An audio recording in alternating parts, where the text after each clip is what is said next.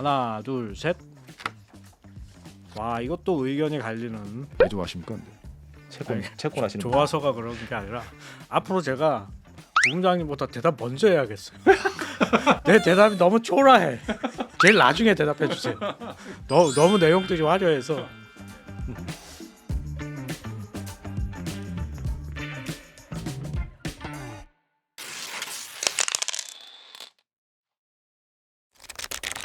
채권쟁이들끼리는 요새 이런 말 합니다. 채권은 그냥 취미로 하고 그냥 주식 보는 게 어때 뭐 이런 얘기들 많이 하는데 그 얘기인즉슨 채권 금리가 특히 우리나라 채권 금리 너무 많이 올랐어요. 최근에 그게 이제 뭐 일견 좀 글로벌한 현상이기도 합니다. 미국 금리도 작년 하반기부터 상당히 많이 올랐고 우리나라만큼은 아니지만 뭐 일본, 중국, 공이 금리가 지금 떨어지지 않고 있는 상황이거든요. 그래서 결국은 우리나라 채권 시장이 어떻게 될 건지 이게 사실 주식 시장하고도 떼놓고 생각할 수 그렇게 없는 얘기를 부분이라고. 하더라고요. 주식 자금과 채권 쪽으로 연결을 시키더라고요. 결국 지금 이제 각광받고 있는 현대자동차라든지 삼성전자든지 하이닉스든지 뭐 대규모 투자를 일으키려면 어디선가 돈을 끌어와야 되고 그 돈을 끌어올 때 금리라는 요소를 무시할 수 없는 거거든요. 모든 걸 다 주식 IPO까지는 아니지만 주식을 발행을 해서 유상증자해서 끌어다 댈 수는 없지 않습니까?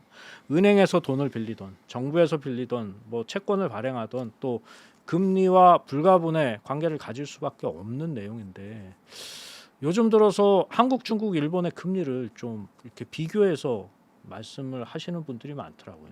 그래서 저는 사실 뭐 우리나라 금리에 대한 생각은 저도 뭐 나름대로 갖고는 있습니다만은 이게 좀 이렇게 넓게 보시는 김정은 팀장님의 입장에서는 좀 어떤 말씀을 해주실 수 있을지 궁금해요. 저는 사실 다 넓게 본다기보다는 다 다르게 보고 있어가지고 이제 이거를 하나로 묶어서 보는 게 전 오히려 잘 모르겠다라는 그럼 생각인데 한번 비교를 해주시죠. 비교와 차이. 일단 중국은 금리 못 올립니다. 중국은 지금 부동산 경기 이렇게 망가지고 있고 경기 물론 지표가 어떻게 마사지해가지고 GDP는 잘 나오고 있는 상황이긴 하지만 이 상황에서 계속 부양책을 뗄 수는 없는 상황이기 때문에 여기서 금리는 낮은 수준으로 유지를 시키고 그리고 오히려 유동성을 더 풀어가지고 저기 시장을 부양시켜야 되는 그런 입장에 취하고 있는 게 중국이죠. 근데 여기서 금리가 올라간다? 왜일까 저는 잘 모르겠고요. 근데 일본을 봤을 때는 일본은 사실은 물가를 잡기 위해 가지고 단기 금리 이슈가 있고 그 상황에서 이제 장기 국채 발행 이슈, 장기 국채랄까 재정 정책이랄까 그런 부분들이 계속 발생을 하면서 금리가 많이 올라갔습니다. 진짜만 1월에 올라갔었죠. 그러다가 다시 좀 내려와 가지고 좀 왔다 갔다 하고 있습니다. 그리고 이번에 어쨌거나 자민당 쪽에서 당선을 잘 돼가지고 이제 좀 더 강하게 밀어볼 수 있지 않을까라는 생각을 하던 사람들이 이제 좀 살짝 빠지는 걸 보면 살짝 뒤로 빼는 걸 보면서 아닌가 보다 하면서 이제 다시 또 생각이 바뀌고 있죠. 예, 그런데 우리나라 금리가 오르는 거는 그런 관계가 있을까? 전 둘 다 없다고 봅니다. 한국 금리가 오르는 거는 저도 사실 한국 시장을 되게 붙어서 보고 있는 사람은 아니지만 처음에 주장하셨던 수급 이슈가 좀 더 큰 것 같고 기관들이 털렸던 거랑 또 그리고 전 사실 만나서 모두에 말씀드리긴 했지만 올로케이션이 조금 더 한국 주식으로 많이 간 부분들에 있어가지고 룸이 줄었다라는 부분에 그 무슨 말씀이냐면은 이게 시장이 얇을 때 더 살 수 있는 룸이 적다. 근데 시장이 이렇게 터지고 있는 상황에서 다 모멘텀 측면에서 작년 3개월 봤을 때 안 좋았잖아요. 그 상황에서 내가 손을 선뜻 내밀 수 있을까에 대한 불안감 뭐 그런 것 여러 가지가 복합적으로 작용한 것 같은데 그래서 요소는 다 서로 셋 다 다르고 일본 금리가 앞으로 움직임과 한국 금리 움직임과 중국 금리 움직임도 셋 다 다를 것으로 생각하고 있습니다. 저도 뭐 큰 흐름에 있어서는 팀장님의 생각과 다르지 않아요. 제 생각과 팀장님의 생각이 공통된 부분은 뭐 중국, 일본, 한국만 좁혀서 범위를 보면은 금리의 움직임에 이 역동성을 주는 마켓 드라이버의 성향이 완전 판이합니다. 중국 같은 경우는 아시다시피 경기가 굉장히 안 좋아요. 내수 굉장히 몇 년째 침체돼 있고 부동산 시장이 위태위태합니다. 뭐 몇 달마다 한 번씩 대형 부동산 관련 기업들 채무 불이행 얘기 나오고 중국 정부도 굉장히 노력은 하고 있지만 효과가 없이 지금 지지부진한 상태로 경제 상태가 유지가 돼요. 그래서 중국 같은 경우는 이제 우리나라의 기준금리 RP 7일물 그 기준금리에 해당되는 게 우선 대출금리라고 그래서 LPR이라는 금리가 있는데 민민은행에서 정하는 그게 지금 8개월째 동결됐어요. 그리고 앞으로 통화정책을 어떻게 가져갈 거냐 동결 내지기는 인하를 하겠다라는 겁니다. 그게 중국 정부가 국내 경기를 되살리기 위해서 지금 제1차적으로 표방하고 있는 통화정책 방향이고 일본은 180도 달라요. 일본은 일단 타카이치 총재의 자민당이 선거 압승하면서 확장적 재정 기조가 아예 그냥 공식화됐습니다. 그래서 돈 많이 풀겠다는 거예요. 국채 많이 찍어서 돈 많이 풀고 또 중앙은행도 지금 그만큼 돈 많이 풀고 확장 재정 기조 한다라는 게 일종의 인플레이션 유발 정책이거든요. 그 인플레이션이 올라가면 중앙은행도 금리 올려서 인플레이션에 대응하겠다라고 금리 인상을 거의 공식화했어요. 그렇기 때문에 일본 금리도 굉장히 올라가고 있는데 한국은 이도 저도 아닙니다. 사실은 어떻게 보면 제일 스테이블해요. 경제 지표도 나쁘지 않고요. 물가도 굉장히 안정적이야. 뭐 모두에 말씀하셨지만 수출 매우 좋아서 경기가 침체 국면에 들어가지 않아요. 그렇다고 경기가 과열이냐? 인플레이션 뭐 유발에 대한 어떠한 단초도 없습니다. 그런데 시장 금리가 막 치솟아 올랐어요. 가장 큰 이유는 1월 15일 날 금통위를 하면서 한국은행 총재님이 어떤 기준금리 인하에 대한 어떤 좀 제한적인 말씀을 하시면서 금통위에서 금리 결정을 하고 나면은 이제 통화정책 방향을 발표를 하게 된대. 이 문서화된 거기 내용에 보면 기존에 적혀있던 기준금리 인하에 대한 문구를 아예 삭제를 했습니다. 그러면서 시장이 이제 인하가 멈춘 게 아니라 인상하는 거 아니야? 지금 현재 시장 금리는 기준금리 인하를 2번 정도 인상하는 걸 반영한 수준이거든요. 저는 그거는 좀 과도하다라고 보고요. 뭐 시장의 대부분 사람들이 좀 이거는 과도한 수준의 금리 상승이다, 오버슈팅이다 이런 평가들을 합니다. 결과적으로 말씀드리면 한국은행의 통화정책의 전환에 대한 좀 시장의 오해와 우려가 좀 가중돼서 작금의 금리 급등 상황이 만들어진 게 아닌가 이런 생각을 하고 있어요. 그래서 우리나라는 일본도 그렇고 중국도 그렇고 재정정책과 통화정책 방향이 일치합니다. 가시적으로 금리의 방향성이 어떤 명분이 생기는데 우리나라는 아직 현재 금리 수준에 대한 명분이 그렇게 시장의 컨센서스로 형성된 상황은 아니거든요. 그래서 오버슈팅된 부분은 언젠가 금리가 하향 안정화되면서 가라앉을 거라고 보는데 문제는 그게 언제냐.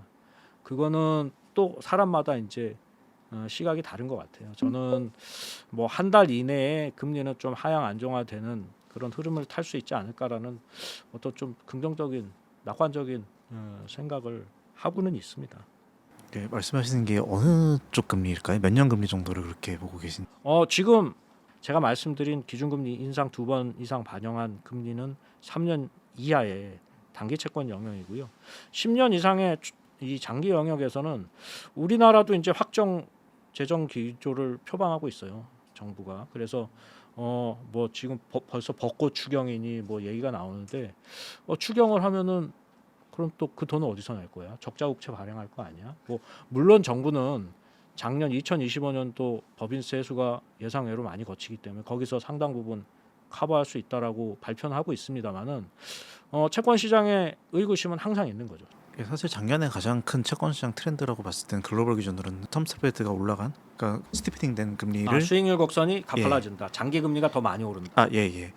그게 사실은 큰 트렌드 중에 하나였고 그거랑 비교해서 봤을 때 국내 커브가 그만큼 같이 수익 곡선이 올라갔을까에 대해서는 조금 애매할 수도 있다고 생각하는데 우리나라에 있어서는 채권 시장에서의 주로 테마는 수익률 곡선의 기울기보다는 금리가 오르느냐 내리냐 그 방향성 자체였습니다. 미국처럼 통화정책과 재정정책의 차이가 그렇게 명확하지 않았어요. 미국 같은 경우는 트럼프 정부가 어떻게 보면은 기준금리 인하를 중앙은행에 굉장히 압박하면서 정부는 미국 국채를 많이 발행을 해서 경기를 부양하기 위한 재정을 쓰겠다라는 의사를 굉장히 확고하게 했거든요. 이게 어떻게 보면 좀 이율 배반적인 부분이기도 한데 그런 게 명확했던 반면에 우리나라는 뭐 그런 부분이 그렇게 부각되지는 않았었어요. 그래서 방향성 자체가 문제였지 기울기는 아니었다. 뭐 이렇게 보고 있습니다. 요즘 또 우려되는 게 주식도 좋고 너무 경기도 좋고 다 좋잖아요. 그러면은 뭐랄까 앞으로 경기가 너무 좋아지니까 좋아질 걸 대비해서 물가가 좀 더 올라갈 수도 있지 않을까라는 우려가 생기고 그에 대해서 좀 장기 금리가 좀 더 움직일 수 있는 룸이 있지 않을까라는 게 사실 우리나라 얘기는 아닌데 다른 국가에서는 좀 있거든요. 그런 게 한국에도 적용될 수 있을까요? 우리나라 같은 경우는 이제 기준금리를 올리려면 일단 물가가 움직여야 됩니다. 시장에서 우려하고 있는 것도 물가가 불안해지는 거 아니야라는 이 수급 쪽 위험과 더불어서 이제 물가에 대한 우려도 있는데 사실 우리나라 물가는요 환율하고 유가가 거의 90%예요. 근데 환율이 아시다시피 1,450원대에서 그것도 이제 뉴 노멀이긴 하지만 연초 들어부터서는 굉장히 안정적으로 움직이고 있고요. 뭐 국제 유가도 그렇게 큰 변동 없잖아요. 지정학적 리스크는 여전합니다만은 그 두 변수가 이렇게 안정적인 한 물가가 특별히 앙등할 만한 뭐 어떤 분위기는 보이지 않는 것 같습니다. 자, 그러면 이제 마지막 순서로 저희가 저번 달부터 이제 그 OX 퀴즈라기보다는 의견을 묻는 과정을. 근데 OX 퀴즈 잘하는 사람에 대한 상품을 준비해서 더 열심히 할 것 같아요. 이거 근데 정답이 없는 거라서. 주최 측인데. 일단 오늘도 질문은 세 가지입니다. 네. 자, 첫 번째 질문입니다. 자, 지금 현재 해외 투자 비중을 줄이고 국내 주식으로 갈아타도 될까요? 만약에 국내 주식으로 갈아타야 된다. O. 해외 투자 비중을 유지해야 된다. X입니다. 하나, 둘, 셋. 와, 이것도 의견이 갈리는. 일단 저도 종목 기준이 아니라 인덱스 기준으로 생각했습니다. 인덱스 기준이라도 어쨌든 간에 뭐 의견이니까 한번 간단하게 좀 의견의 배경을 좀 설명해 주실 수 있을까요? 네. 저기 한국 시장은 사실은 글로벌 기준에서 봤을 때는 아주 작은 파편에 불과하고 어떻게 보면은 그냥 한국 시장에서 대부분이 하이닉스와 삼성전자에 따라 움직이는 시장이다라고 볼 수 있는데 글로벌 경제를 추정하고 앞으로 수익을 따라가는 관점에서는 지금 와가지고 한국 시장에 반도체 비중이 높은 한국으로 와야 될까라는 생각을 하게 될 텐데 말씀해주신 대로 하이닉스와 삼성전자 앞으로 좀 우려가 된다라는 입장이시고 저도 동일합니다. 근데 저도 동일하게 이제 반도체 의존도가 너무 높기 때문에 걱정을 하는데 아까 말씀드렸듯이 세상이 한국을 필요로 한다. 반도체 말고도. 그래서 반도체가 최소한 1년 정도는 수급 부담이 그러니까 공급 부족이 계속 지연될 거기 때문에 지속될 거라서 실적이 깨질 것 같지는 않고 대신에 새로운 주도주가 나올 수 있다. 세상이 바라니까요. 원자력이 됐든 뭐가 됐든. 그래서 그런 측면에서 한국의 업종들이 나쁘지 않을 것 같고 이제 방금 한국이 비중이 낮다는데 이제 한국이 이번 이제 너무 많이 올라서 전 세계 시가총액 순위가 한 10위가 됐다고 얘기는 하잖아요. 근데 독일을 앞섰는데 그런데 그래서 3%예요. 내가 알기로 3%인데 세상의 시가총액의 미국이 70% 아닙니까? 전 세계가 30%가 나눠갖고 앉는 거예요. 사실은 우리가 3%면 우리보다 높은 게 4.5조 달러인 것 같아요. 일본, 인도, 브라질인데 4조 달러쯤 되는 것 같은데 걔들 비중은 많아야 4%인 거죠. 그러니까 어찌 보면 미국에서 돈이 빠져나오면 만약에 진짜로 빠져나오면 그 돈의 임팩은 미국 시장에 돈이 들어가는 것에 비해서는 몇 배는 클 거라는 생각이 들어요. 사실은 몇 배는. 미국은 워낙 큰 나라니까 돈 1억 달러 들어가면 큰 상관이 없지만 여기는 호수고 여기는 좀 조그만 연못 같은 데 있는 거잖아요. 그래서 정말로 AI 때문에 산업이 다각화된다고 했을 경우에 한국 산업들에서 수혜를 받는 기업들이 있을 거라서 저는 장기적으로 나쁘지 않다라고 생각해서 오라고 들었습니다. 반도체에 대한 걱정은 있어요. 너무 편중돼 있다는 것은. 그걸 부정하는 게 아닙니다. 왜 좋아하십니까? 근데 채권 하시는 좋아서가 그런 게 아니라 앞으로 제가 부부장님보다 대답 먼저 해야겠어요. 내 대답이 너무 초라해. 제일 나중에 대답해 주세요. 너무 내용들이 화려해서 저는 국내 주식 투자 비중을 늘려야 된다라고 5를 의사 표시를 했는데 사실은 질문을 다시 읽어보면은 해외 투자 비중을 줄이고 국내 주식으로 갈아타도 될까요? 뭐 전제가 이미 해외 투자를 하고 계신 분 같아요. 그래서 갈아탈까 말까 뭐 이런 고민을 하고 계신 분이 질문을 하시는 내용인데 국어를 잘하셨던 분이야. 내가 볼 때 질문을 잘 파악하셨네. 근데 보면은 지금까지 해외 투자를 해오셨던 분들은 어떻게 보면 버퍼가 있었어요. 작년 한 해 내내 버퍼라는 게 이제 일종의 이익의 어떤 완충지대가 있었던 게 주식이 조금 지지부진해도 환율이라는 게 있어서 일단 원달러 환율이 오르면 오를수록 주식에서 이익을 못 내도 원달러 환율 10% 오르면 주식에서 10% 오른 거랑 똑같은 효과를 거둘 수 있었거든요. 그래서 그 어떤 주식도 오르고 환율도 오르는 어떤 양자적인 모든 이익을 향유해 오신 부분들이 분명히 있습니다. 그런데 지금 현재 상황을 놓고 보면은 아까도 말씀드렸지만 이제 환율이 그렇게 상승 일방향으로 흐르고 있지 않아요. 1,450원대에서 되게 안정적으로 지금 하향 안정화 얘기가 나올 정도로 안정적으로 흐르고 있고요. 미국 주식의 흐름을 봐도 코스피는 지금 5,500 돌파해서 지금 7,000을 가네 마네 뭐 막 이러고 있지만 미국 주식은 아까 김정은 팀장님 아까 신중한 의견을 제시해 주시면서 계속 말씀하셨지만 S&P 500 같은 경우는 작년 12월부터 거의 횡보하고 있습니다. 물론 다우존스는 저점을 계속 높이고 있습니다만은 그런 측면에서 보면 미국 주식이 어떤 상승 탄력도 우리나라 국내 주식보다 둔화된 건 분명한 것 같아요.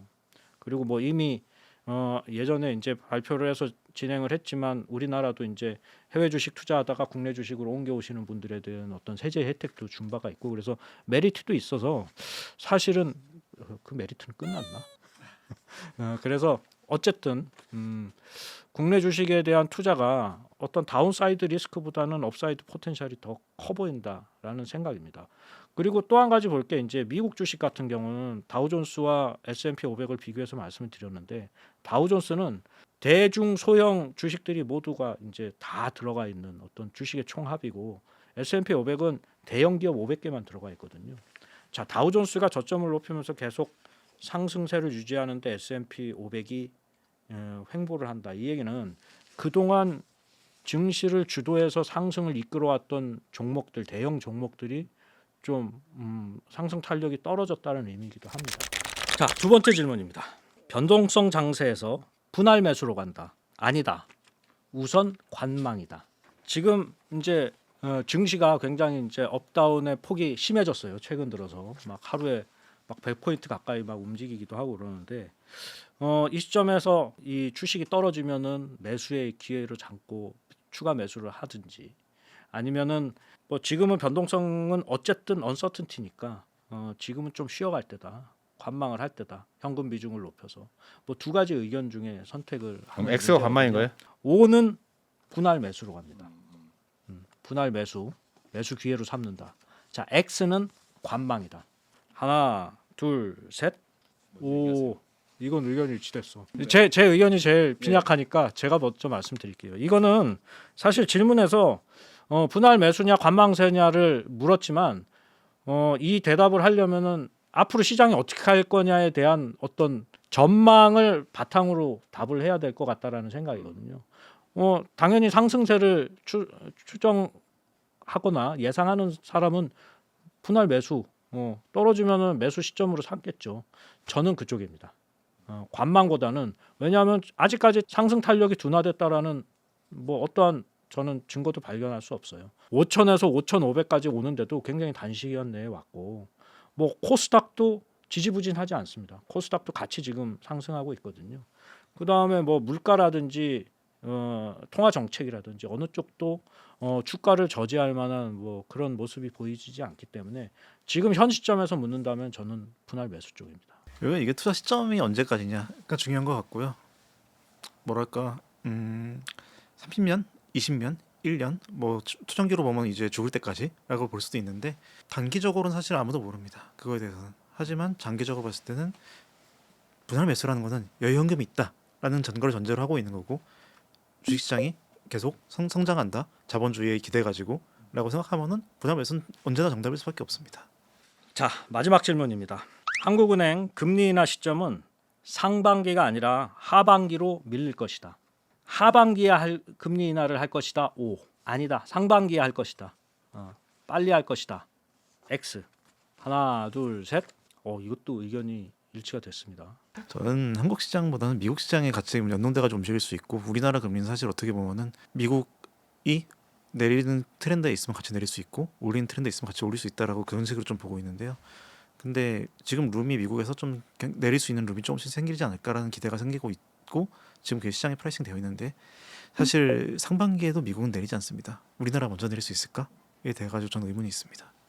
예, 동감입니다. 저는 제가 가만 보니까 질문에 문제 제기를 많이 하네.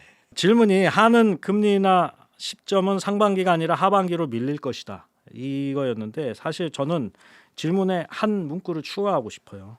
하는 금리 인하 시점은 한다면 상반기가 될 것이냐 하반기가 될 것이냐. 사실은 시장에 지금 시장은 금리 인하 안 한다라는 사람들이 오히려 더 많은 상황이거든요. 근데 아직까지 분명한 것은 한국은행은 금리 인하 기조를 유지하고 있습니다. 언제 할 거냐의 문제다. 뭐 이런 식의 스탠스를 유지를 하고 있는데 사실 여기서 제가 이 답을 한 이유는 한국은행 책무에 대해서 좀 말씀을 먼저 드려야 될 것 같아요. 이게 보면은 각국 중앙은행마다 법적으로 부여된 우선 책무가 있습니다. 미국 중앙은행 같은 경우는 안정적인 물가, 그 다음에 두 번째가 최대 고용이에요. 그래서 경기와 물가를 다 책임지는 양대 책무를 부담을 하고 있어요. 근데 우리나라 한국은행법은 한국은행은 물가 안정을 도모함으로써 국민 경제의 건전한 뭐 발전을 이바지하고 블라블라블라 이렇게 돼 있거든요. 그래서 물가 불안이라는 거를 그 단일 책무로 부여를 하고 있습니다. 그런데 그 뒷부분을 또 읽어보면은 정책 목표를 달성하기 위해서 중요한 고려 사항으로 금융 안정을 고려해야 된다라고 얘기를 하고 있어요. 그래서 법적 구조에 있어서는 우리나라 한국은행은 물가 안정이 최우선 과제인데 말씀 주셨다시피 지금 우리나라 물가는 굉장히 안정적이고요. 그리고 과거에도 보면은 한국은행이 물가 외에 다른 요인으로 금리를 올린 적은 한 번도 없습니다. 그래서 물가가 어떤 인플레이션 조짐이 보이기 전까지 한국은행의 금리 인상은 뭐 가시화되기 어렵다라는 생각이고 금리 인하를 할 것이냐 뭐 결국은 이 얘기인데 사실 금리 인하 같은 경우는 경기를 부양하기 위해서 뭐 하는 경우가 대부분이죠. 그런데 지금 우리나라 같은 경우는 제가 아까 말씀드린 금융 안정이라는 게 어떤 부수적인 고려 사항으로 법적으로 돼 있지만 요즘 한국은행의 통방문이라든지 한국은행 총재님의 말씀이라든지 한국은행의 모든 정책 방향을 보면 거의 양대 책무로 취급이 되고 있어요. 물가 안정과 금융 안정. 근데 금융 안정은 뭐 여러 가지 요인이 있을 수 있지만 가장 중요한 게 환율과 부동산 가격입니다. 그래서 우리나라는 특히 부동산이죠.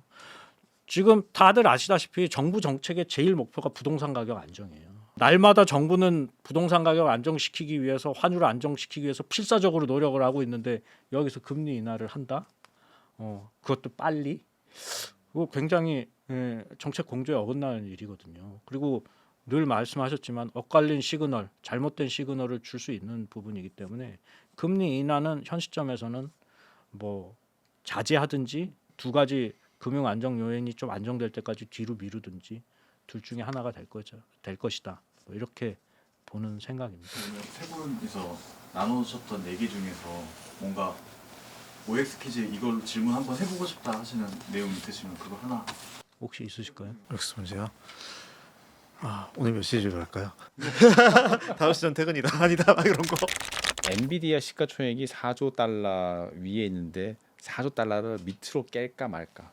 시가총액 주가가 떨어질 거냐라는 얘기네요. 그렇죠. 자, 질문을 하겠습니다. 엔비디아 시가총액이 지금 4.5조 달러, 4조 달러를 넘는데 올해 말 기한으로 4조 달러를 이상으로 유지하냐? 그러면 O. 4조 달러를 깨고 내려간다 그러면 X. 그럼 한 번이라도 깨고 내려갔다 올라오면은 예. 한 번이라도 깼다가 찍고 올라오는 것도 저는 의미가 있다고 봅니다. 네. 엔비디아에 대한 어떤 전망이 안 좋아진 거기 때문에. 자, 하나, 둘, 셋.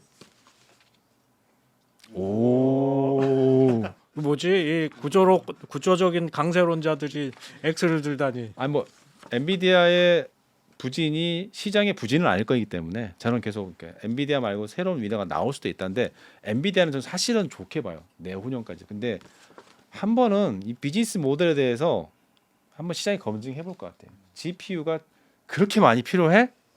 이런 생각을 할 것 같아요. CPU가 다 대체할 수 있지 않을까? 뭐 이런 얘기도 있고 또 가성비 모델도 많이 나오고 그래서 근데 그걸 막으려면 뭐 로봇의 시대가 빨리 오든지 해서 새로운 피지컬 AI 시대가 빨리 와야 되는데 그게 사실은 그렇게 빨리 올 것 같지는 않고 사실 천천히 올 것 같아서 한 번은 시장이 의심하는 마이크로소프트가 의심을 받고 있잖아요.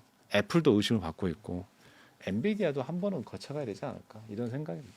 그럼 이제 주식을 사기 무서우신 분들은 ELS를 그때 네. 사라라는 말씀으로 이해해도 되겠네. 세상은 근데 또 분명히 또 위너가 또 다른 위너가 나올 거라고 생각이 들어요. 그래서 또 어떻게 보면 엔비디아 ELS를 지금 들어가긴 좀 네. 불안하다. 저도 정확하게 같은 생각입니다. 지금은 엔비디아가 거의 그 원탑이거든요.